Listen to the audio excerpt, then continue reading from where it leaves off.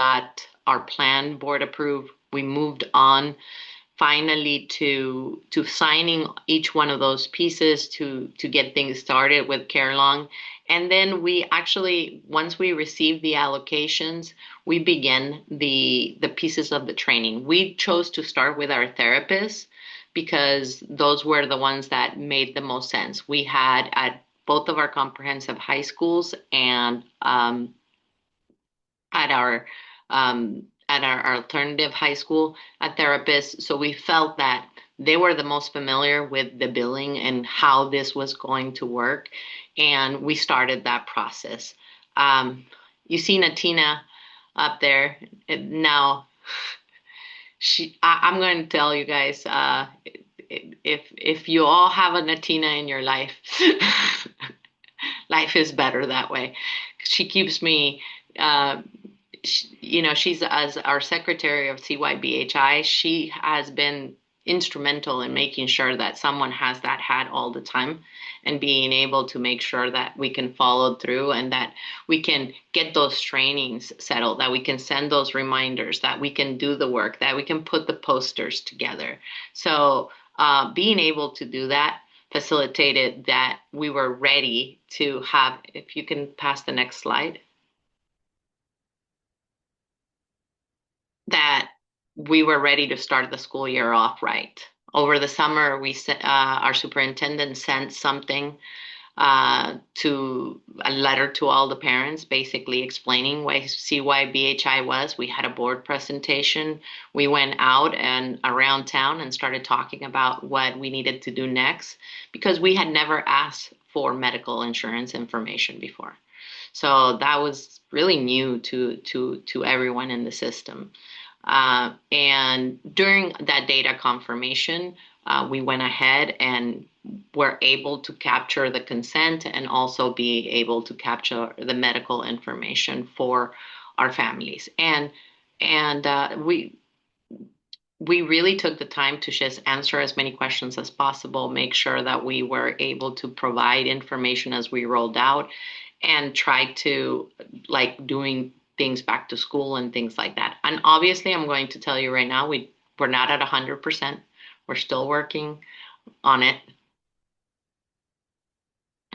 We were able to get consent for about 65 to start with, which it was pretty good. I see from Mario. We were able to get 65.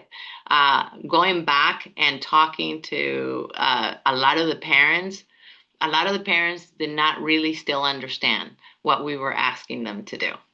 And so in those situations, a lot of the work has been done with training like our school counselors and training everyone that someone comes into contact with just the information to be able to say, this is what it is and this is what it's not. If you put on the next slide, you'll see in our website, we have the videos, we had letters, we had trifles, back to school night. Anywhere and everywhere that we opened our mouth, we started sounding like, have you heard about CYBHI and what that can do for you? And in timing, what was also wonderful was the fact that we had also become a school district that does our IHP Healthy Families. So we were able to enter into that relationship with IHP, which had about 45% of our student population be IHP members. And because of the data sharing agreement and everything else that we actually have with them, we were able to also gather that insurance information as part of our data. So that right there was a biggie because, getting clean data and getting people to give you medical insurance and making sure that you have it correct, it's a challenge. So that was a big one for us. If you go to the next slide. Okay. So we then just started making sure that we had each of our groups. We started with our therapists, we went to our counselors, we started with our nurses, and each one was, let's look at the EHR and how it functions. Let's come back, let's check in, let's make sure you get to play with it. Let's come back and do a training on billing. Let's check in, go get to play with it, and come back. So they started logging interventions even before we were able to actually turn in any of those claims. And every chance that we had to really um, play in that platform, because as everyone knows, it's not easy to log those claims, especially for groups that are not familiar with it. So we wanted to make sure that we had taken the time in order to work with each of those groups and check in. We heard plenty of times that it's like, oh my God, now I have to put it in another place.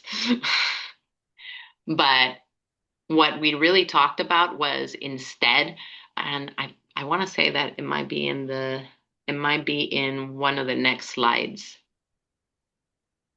If you go to the next slide, please.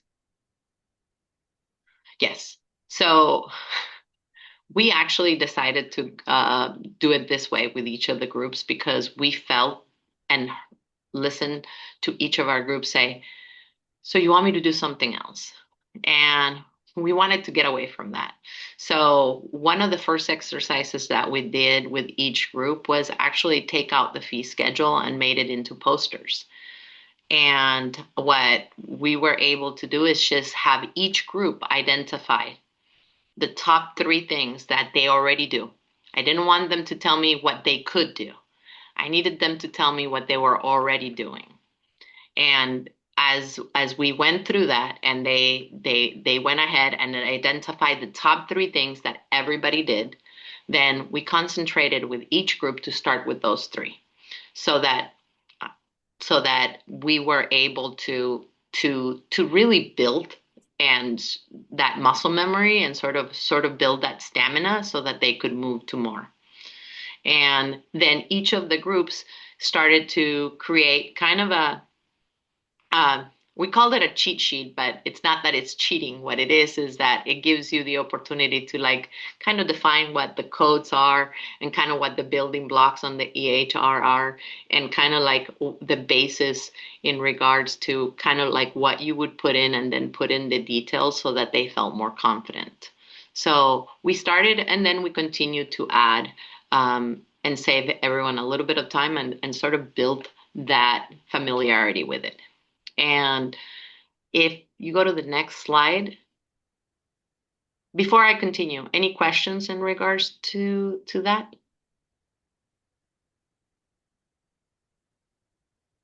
No. Okay. As I mentioned, um, for us, the collaborations with IHP Health Navigators were wonderful because it was yet another person saying the same thing. It was another layer of classes and things that we were providing our families that would help us make sure that, you know, that they understood that this was a program that was working together to make sure that we had the physical and mental health needs of our students and our families first. And being able to make those connections was amazing. So big shout out. If you do not know Sarah, she's one of my favorite people in the world. If you do, you know what I'm talking about. So just we want to make sure that that you utilize these resources, because for us specifically, I think we would have been overwhelmed if we didn't have the opportunity to start with that 45%. It meant that it gave us an opportunity to sort of hit hit that start button and just continue going. If you could go to the next slide. So then we had to figure out, as we were going through this, who and how we were going to do our ORP, and we had over 200 200 of those claims were sitting in there and were still pending, and we were like, okay, now that we're ready and now that we already got a few through, how do we get the rest through? We chose to do they had different options for us in Care Solace. You can contract that out or you can do that on your own. We chose to go with our 3 therapists, and we wrote it as part of our bridge grant so that we made sure that that our therapists were going to be able to do that work and be able to read through those.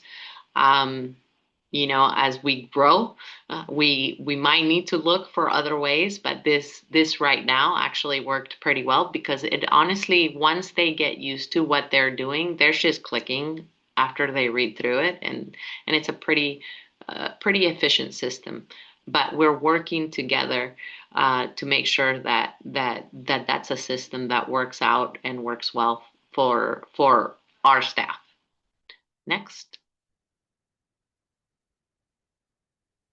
We talked about that bridge grant. I want to mention that one of the things that this did for us is that as we move forward, we should started working with our BCBAs and our BCBA BITs, which are our behavior intervention technicians, to be wellness coaches level 1 and level 2. So that's sort of like where we are now. And our bridge grant that Wishes receive is helping us do that, and also the opportunity for our family center coordinators to become community health workers, so that a lot of the work that they do will begin to be able to be billed and receive reimbursements. We're very, very excited about that part, and we want to let you know that we're actually getting ready in April to actually have a training that's going to be available in the high desert. If that's something that you have anyone that is interested in joining us, please let us know, so that we want to support the idea of having trainers come up here so that they don't have to travel as far, because we know that we don't want them to be away from their families very long. If you can go ahead and go to the next one. So this is what we're working on now. And if there's a lot on that, is because you can't slow down. Once you get going and you have that foot on the gas, I got to tell you, once you figure out that this is something that can be done, we are starting that wonderful piece in this adventure in which we really get to build it, and we put that we're building the plane while we fly it because it felt that way at times. We're not going to deny that, but as we're learning things, as we are trying things, as we're calling families, as we are communicating with other LEAs, we want to let you know you're not alone. We want to let you know that whatever it is that we can do to support our network and the wonderful work that both Veronica and Karen, like, we can always call them. So we know that we're in this together. So whatever it is that as we move forward and we put this together, just let us know how we can help. And if you have Care Solace and you have some questions about how we work through some of the glitches or how we work through some of the blocks or anything else, do not hesitate to reach out, and we're always willing. Natina put actually our community schools email there. Feel free to let us know, and we're here for any questions that you may have. Thank you. Oh, sorry, next steps. Kind of did that.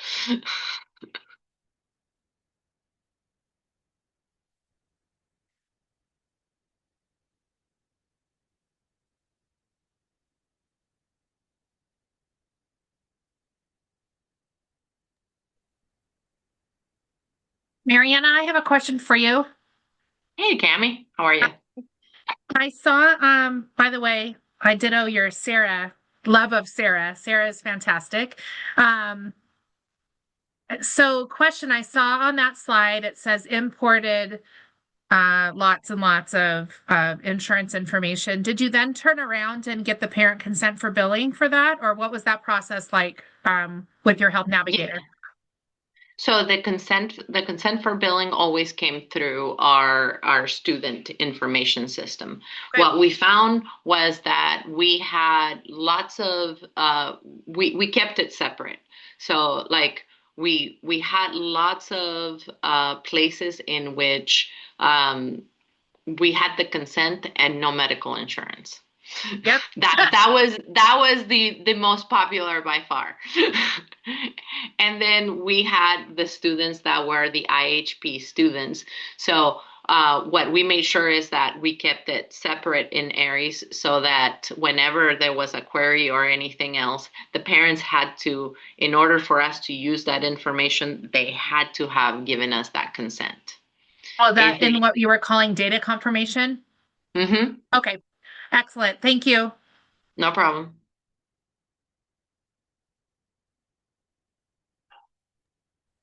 Thank you so much. Oh, Elizabeth, did you have a hand up? You had a question? Yeah, you had mentioned for your ORP that you said that it was you you had the three that was doing that work and they were going in and checking off something. What are your ORP's duties?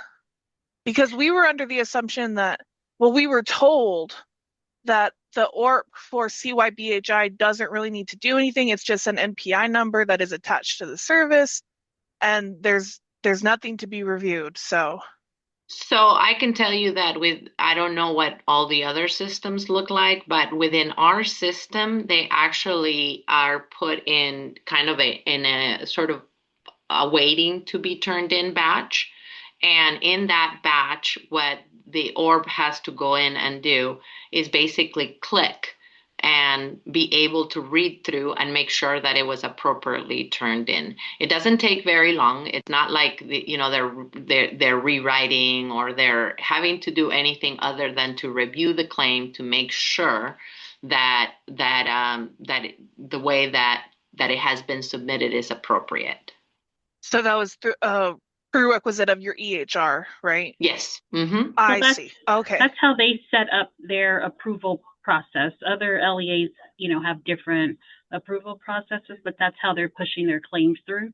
Their three therapists are the ORPs and okaying the note so that they can move on to the next step, next level. All righty. Thank you. No problem. Okay, thank you. We will have an opportunity for some more Q&A, but I do want to make sure that we have time for Fontana to share all of their successes and steps that they took to move towards receiving their first paycheck for CYBHI. All right, I'm turning it over to Dr. Rogers, who's going to share with us Fontana's journey.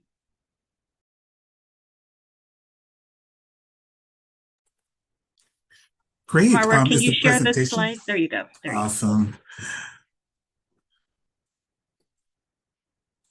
Oh, so this is a little bit further. Yeah, we need 20. And I still will be able to click it, correct? Yes, I think they gave you hosting rights, so you should be able to advance your own slide. All right. Well, welcome everyone while we're getting pulled up. Oh, yes? If I'm sharing the slides, I have control over the slides. He would have to share his screen to share his slides. I can do that either one. Okay, you want to share your screen? You have hosting rights. Share your slides. Let's go ahead and get this cooking.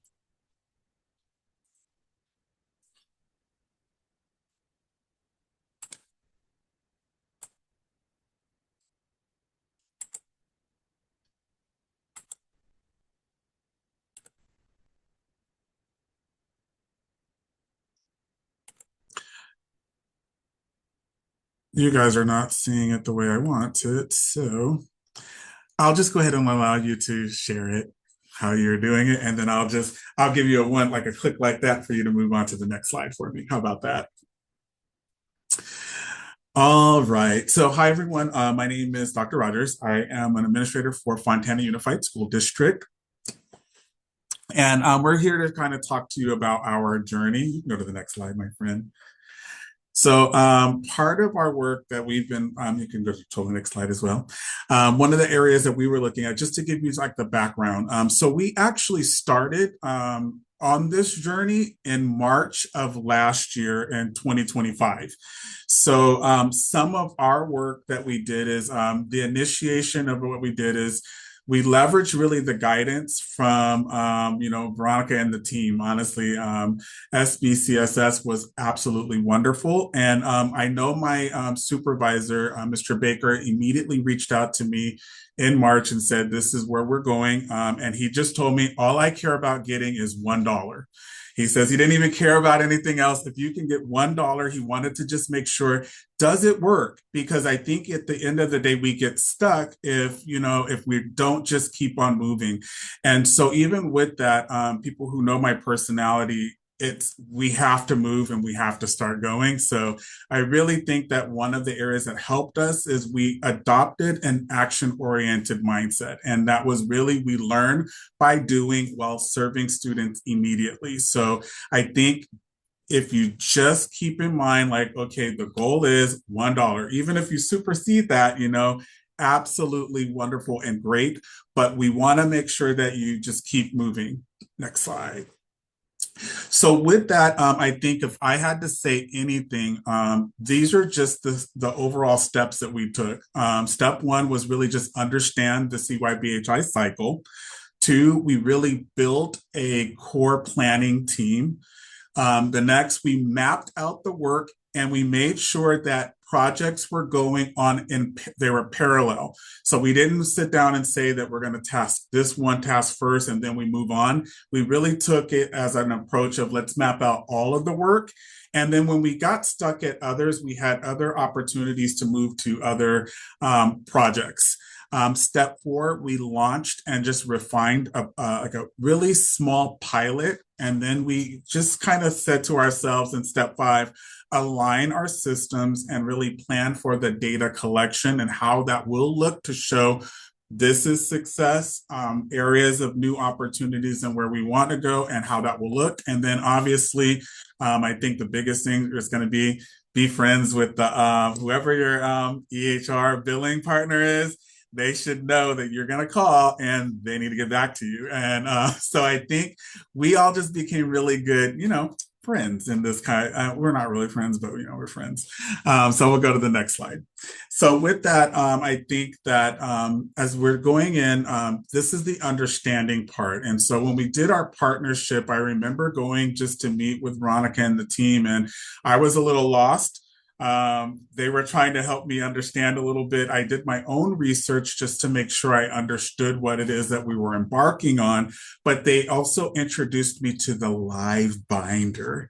So if I have to say anything, that live binder, as confusing as it was for me initially, I was able to go in and click and think through how can I make sure that the documents, because some of the documents didn't fit our way of thinking or even just our system, but it gave me the information I needed to be able to guide this work, even just to test my theories and thinking with the SB CSS team, and then also take it back to our team. But we reproduced quite a few documents. So go to the next one. So as we were talking about that, it really said, I took a lot of the service documents from the CYBHI and looking at some of them in the binder, and I reproduced it and made it, how do we approach work in our district? So one of these documents was one just saying, these are the services we offer,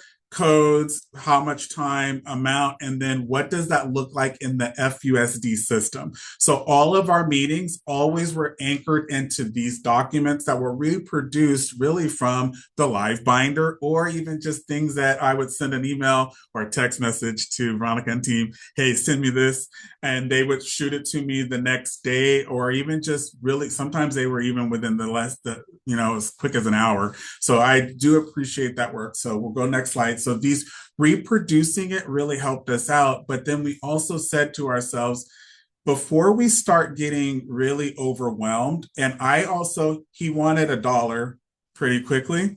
So like I said, we started in March, we got our reimbursement in actually December. So when you look at it, it can be done. But then for me, I said, if he wants $1 and it needs to be done quickly, I'm only focusing on tier 3 services.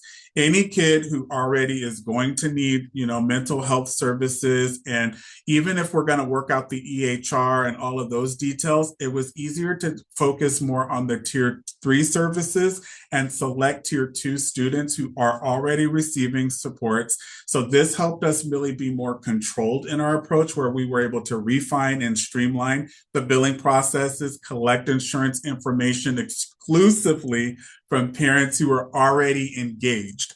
So instead of alarming everyone, and so if you know the Fontana community, we really do try to approach things just a little bit different, because as soon as you hear mental health and you're asking for insurance with our community, it does trigger other types of feelings. And sometimes you have to be in control of the narrative. So if we were going to really pilot this, we had to be aware. And so then we really were able to, because it was just a smaller group, we were able to monitor and really improve those workflows related to documentation, consent, and reimbursement. Next slide, please. And so anchoring it went to team 2. So these are all of the members with whom I consulted. The first being our assistant superintendent.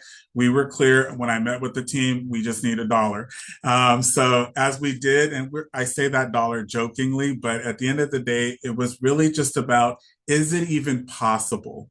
Because I think as we're moving through, we get stuck and we want a large amount of dollars. It was great just to know he wasn't trying to break the bank. All he really wanted from us is to see what the possibilities are, what little things we need to consider as we're moving forward. And it really did require a cross-departmental effect. So we had Scott, who was there responsible for the billing part and did all of our SPED billing. So he was familiar with what we needed to look for in an EHR and billing system. We had Vernell. She was responsible for all of our mental health services and the student support side. We had Alex, who is also part of special education, in which we looked with our SPED. If we look at all of those initial IEPs, technically we can bill for those ones because the kids are all gen ed students and not yet in SPED. So that's another opportunity for us to leverage and actually get some of that money that goes into the general and not immediately to SPED. So he was a great resource, and he also works and oversees our health. Comprehensive health department. And then we had child welfare and attendance, where that's Mr. Berzaga, where we focused a lot on looking at some of those services with our SARB and how can we leverage some of the people who are facilitating that. How can we make sure that those, even for that day, some of the payments that we can recuperate are there, very there. So we identified participating providers. That was key. And then we really ensured with this group that as we're looking at the people, that there were no violations of collective bargaining agreements. So I think that was the biggest thing, just looking at job descriptions and making sure that anything that we were having them do, if it was inputting data, was that in there? If we were going to have our mental health therapists do, because our mental health therapists actually collected, since we were focusing on tier 3 and tier 2, they also collect and they input the insurance information into the EHR. So we wanted to be careful. Is this within the scope of their responsibility, or do we really need to have someone else do it? So you can go to the next slide. And so our team, building that team helped us better understand. All we knew is we wanted it to be tiered. We wanted it to have a system. So that MTSS, we wanted multi-tiered.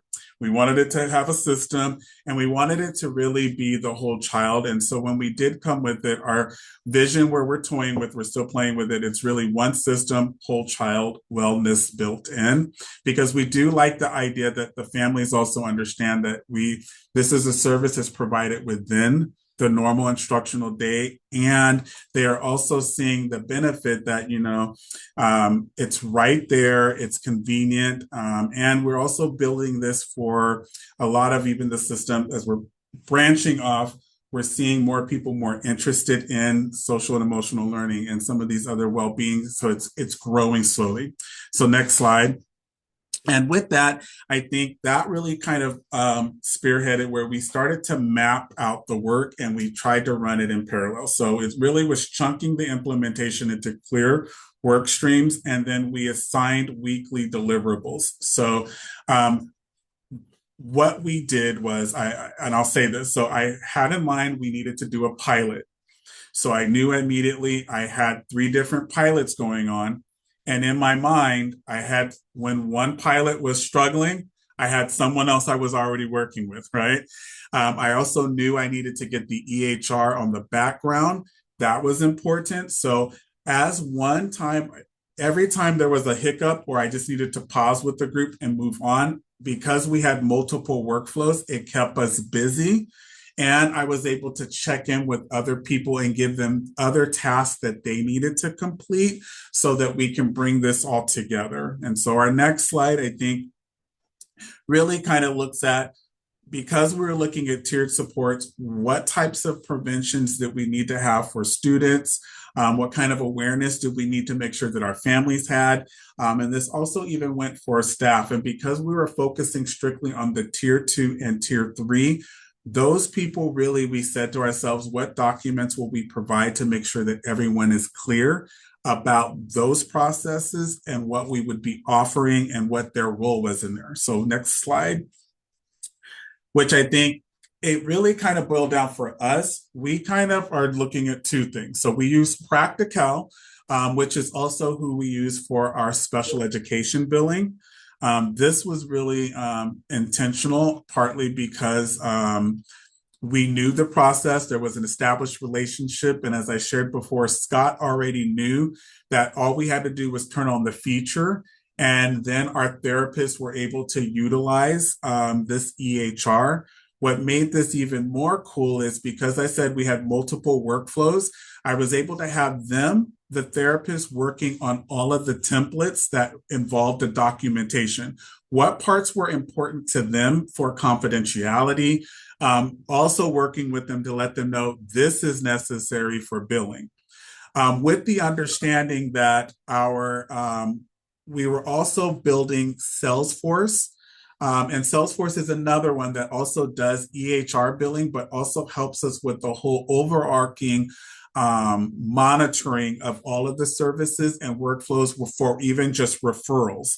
And so they have a CYBHI. So it was interesting. My mental health therapist already use Practical, but we were also seeing that we have quite a few therapists. So I have mental health therapists. I have social and emotional specialists who are also have LMFTs and their license. And then we also have our counselors who do a lot of the referring and the connecting. So they will be using a lot of the Salesforce's, services there. So we were embedding them there. So with that in mind, remember, I had to have multiple ways in which we had to approach this. I've been working diligently with making sure that Practical, they're the EHR system that we currently have already received the reimbursement, with the understanding that Salesforce also communicates to Practical. So anything that is in that system communicates to Salesforce, but we know that both of them communicate to our SIS, our student information system. So we had to think through just what does this look like? And because our district is it's pretty large, shifting some of these things, we're just needing to be intentional and very clear. A lot of collaboration and conversations, because Salesforce was very clear we're using Salesforce too, and we're using Practical. So if I know that those are the things, my first thought is, how can we make sure that everyone's work is clear? Are they communicating and are they connecting? Next slide, please.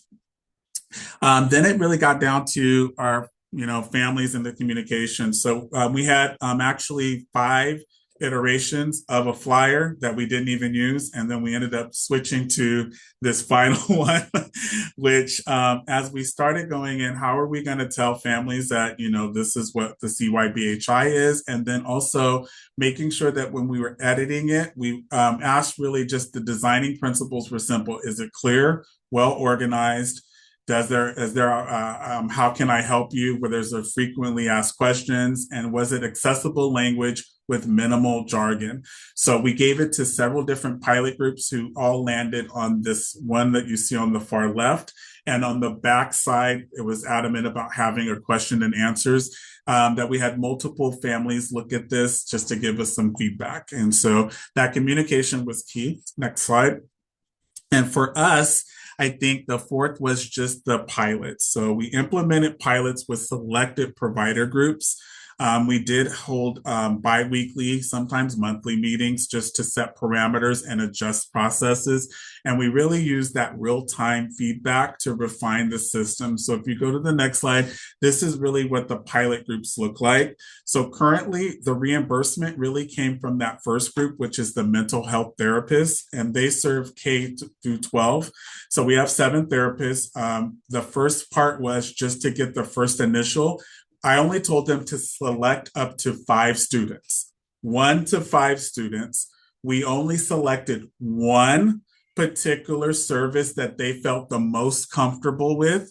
Because again, with the therapist, when we started talking about using that MPI number and all these other factors, they really got a little nervous, and that's okay.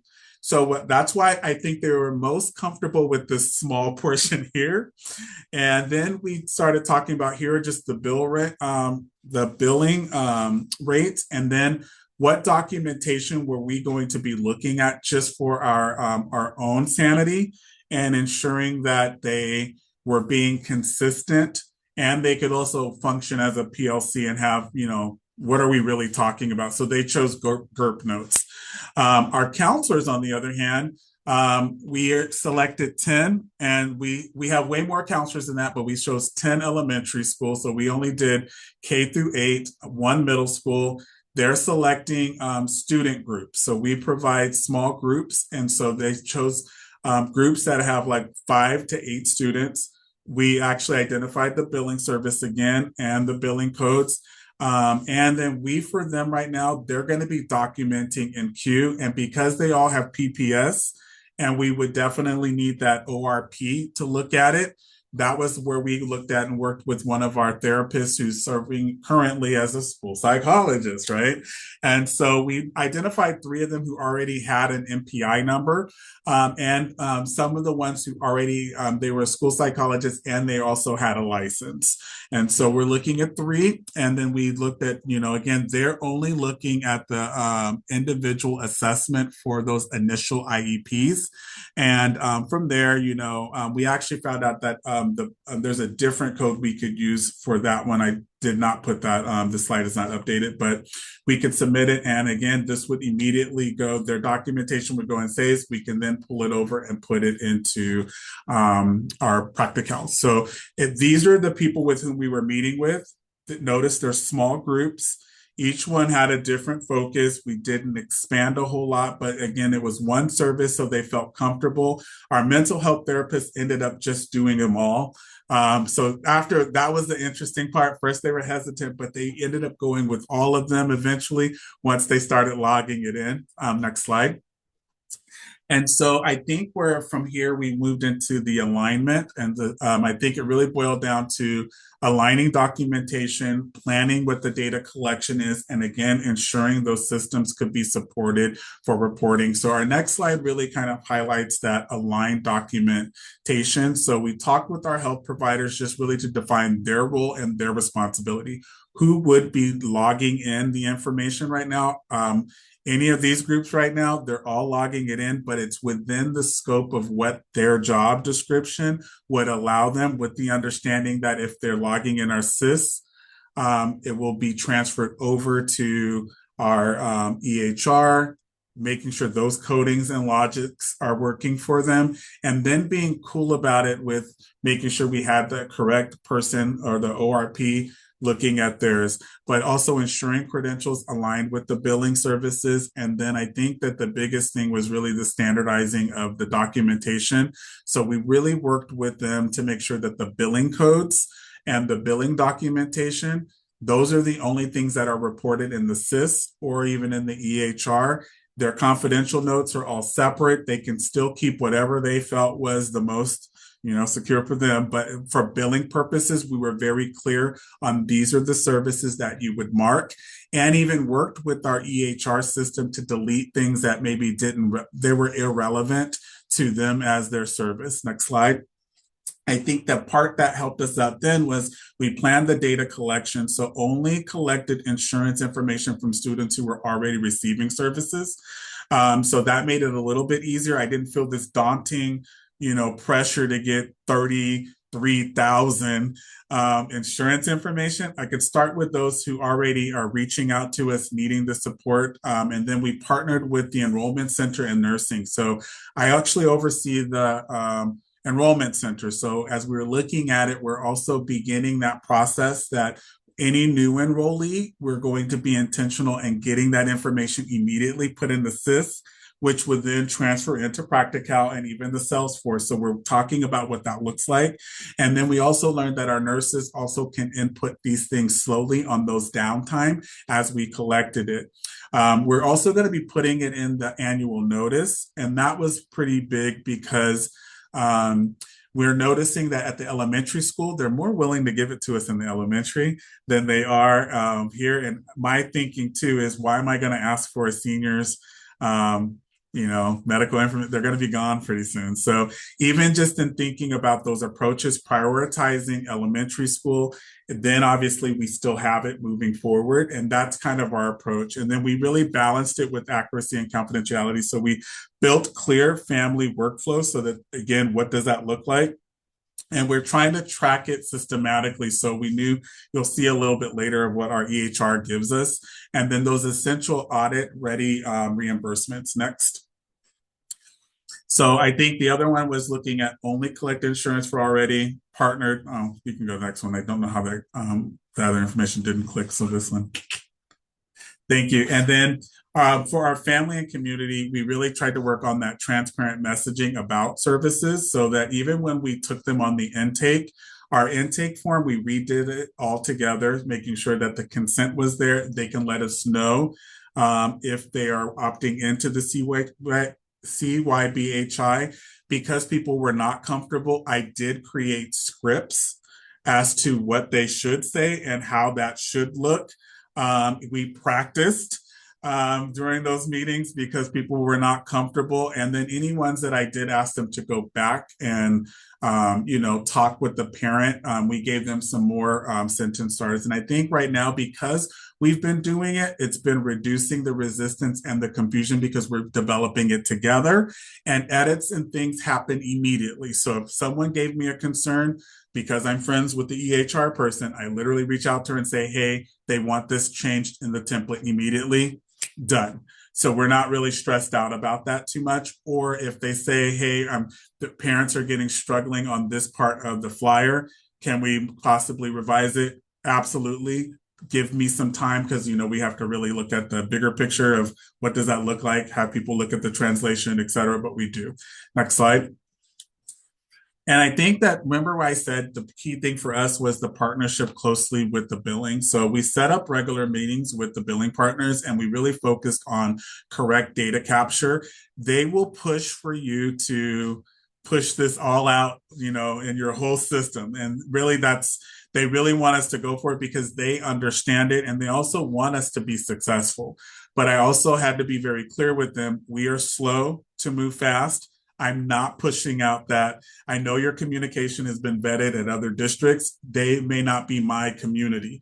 So I had to work with them just to say, here's what it is. But if you're looking here, this is what Practical gave me. So I know right now, the kids who are currently receiving services, I have 160 students who are missing their insurance. It tells me who is missing the address, How many of my therapists maybe didn't click the FERPA consent that they have to go back? How many insurance ones that I need to go in and verify and push through?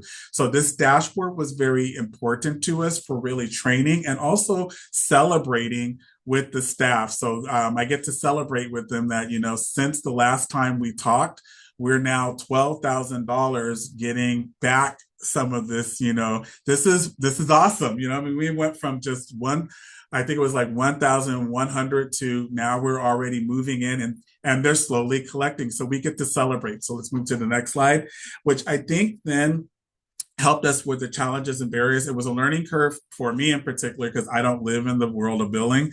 So and even therapy. So when someone started and people are very quick to tell you that you don't know. And is there a real therapist in this room? So after I experienced all of this and I had to take some moments, I spent a lot of time listening and just making sure I took notes. That was important. Staff capacity and training. So I did, sometimes a prophet has no honor in their home country, hometown. That's why I became friends with the person. I invited them in to come and say all the stuff that I said. Then it made sense to them when she came and said it. So I was good with that. And I was like, we're moving along. And then the family, sometimes we had to remind ourselves culture.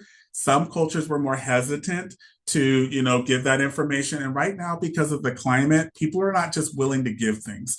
So we also had to take a pause and work with the therapist. Like, you already have a relationship, which is why I'm glad we stayed in the tier 3, tier 2. They were already asking for help and they already needed that support. And we really kind of integrated the gaps between the service delivery and the reimbursement system. Next slide. I think that the lessons learned: start small and build confidence through pilots. Cross-departmental collaboration is essential. Veronica and them told me you need to build a team. And I first was like, I'm not working with nobody on this. I'm going to do this. But I had to real quick. I ate crow and I had to say, nope, I have to have a lot more meetings with people. And this is a bigger feat than we really need. And so we standardized the documentation, even though that was difficult. I think everybody landed on something they were happy with. The family communication, we even get feedback from them. Is this flyer? So those who've given it to us, are there any changes we need to, make? Most of them are saying, no, it looks great. It makes sense. And then right now, I think, if we were ever audited, things are pretty good for us that we can explain it. And then the next one, which I would say, we have a reimbursement. I would say that we've increased more people who are willing. So we now found out that other counselors want to participate in it now. So why haven't we gotten the information? That's awesome, So we're working on the website and getting that one. And I do think that our partnerships are starting to grow. And next final slide, I think our biggest next steps are we're going to continue this model of going into the MTSS part. And we're going to refine it, but we're going to expand the staff training and site implementation. So many of the principals have no idea that we are recuperating this. So I know that that's another big thing. So that background knowledge, like I said, it's working with those who are the boots on the ground. This was a true pilot because they didn't get the information. It's now looking at how can we communicate this to everyone in a way that's very systematic. And then we're really just monitoring the reimbursement outcomes and the compliance. So I think that really concludes. My last slide will be, if you build a clean system, I think just the reimbursements become a byproduct. So I do think that the reimbursement is a reimbursement, but the real work is getting the system right. And so that's all my if you ever just want to reach out, that's my information. And I think I am done. Thank you, Fontana. Thank you, Dr. Rogers. I know you were speed talking towards the end, but we really, really appreciate it. So I do want to open it up for an opportunity for anyone who has questions to please ask questions. Mariana and, let me say it correctly, Mariana and Dr. Rogers have no problem sharing their contact information with you. And as always, SBCSS is always here to support. And these two LEAs that presented today know that we are willing to go to them. They've come to us and we've really partnered to really help them leverage the fee schedule. So you can take yourself off mute if you have any questions, and we'll be monitoring the chat and the link also.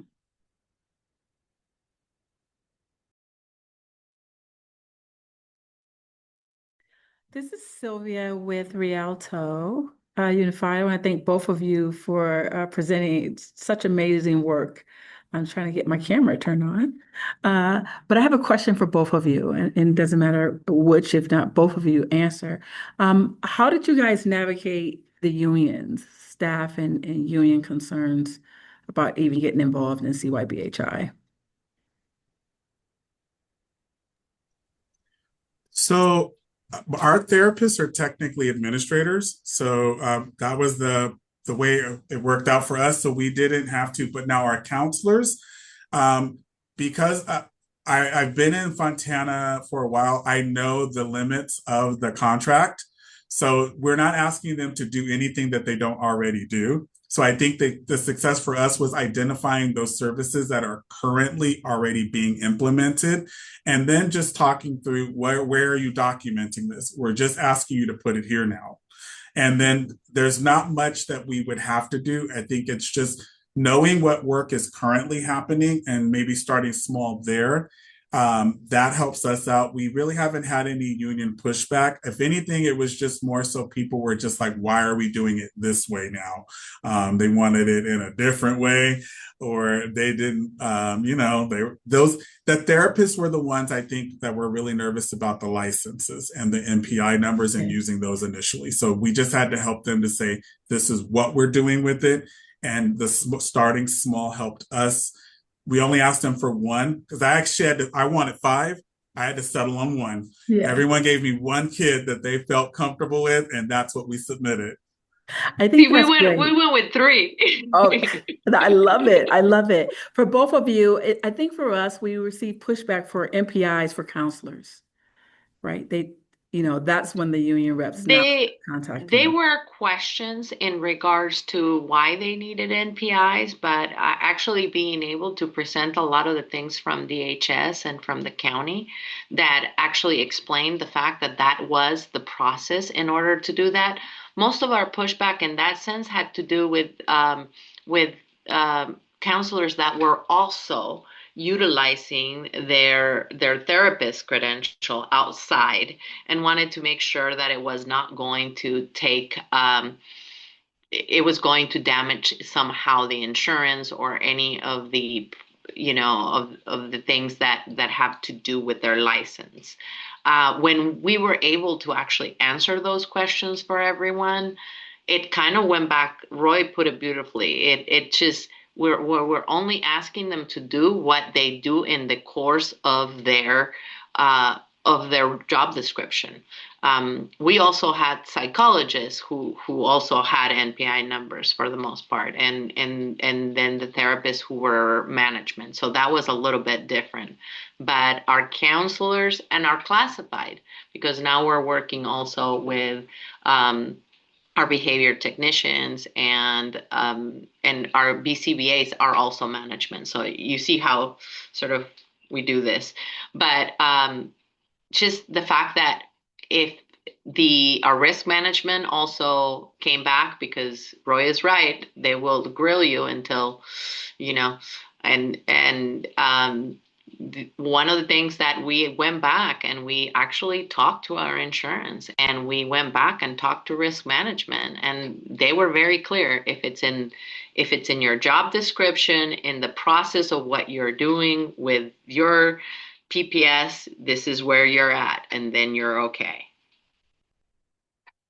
I love it. Thank you. I also just kind of want to add to their knowledge of knowing that because their NPI was already established, that they were able to add a location to the NPI, which would be the school district. And then that way it separated the distinctive for their business to the district claiming billing, if that makes sense. Mm-hmm. Thank you. Tammy, I see your hand is up. No? So it's a quick question. I realize it's 3:02, but Dr. Rogers, my question's for you. I heard you say we also have Practical, that your SACE, did it talk directly to Practical? Because I think we were told it didn't. If you can give me more information another time, that works. Okay. Yeah, I'll, I could. I'll Yeah, message you. girl, you send me a text message, or I will. I'll I message you. respond fast to a text message. That's just being honest. I don't know. Email struggle with me. Oh, did you? Okay, and it was in the slides. I'll send you a text message. Cool. Thank you. I'll give you his number, Cami. Awesome. Out loud on a recording. No, just kidding. No, I'll email it to you. You put it up, so it's fair game. Yeah, that's true. All right. It is 3:02, but we will entertain one more question if anyone has a question. A final question. Can I just to not to beat a dead horse?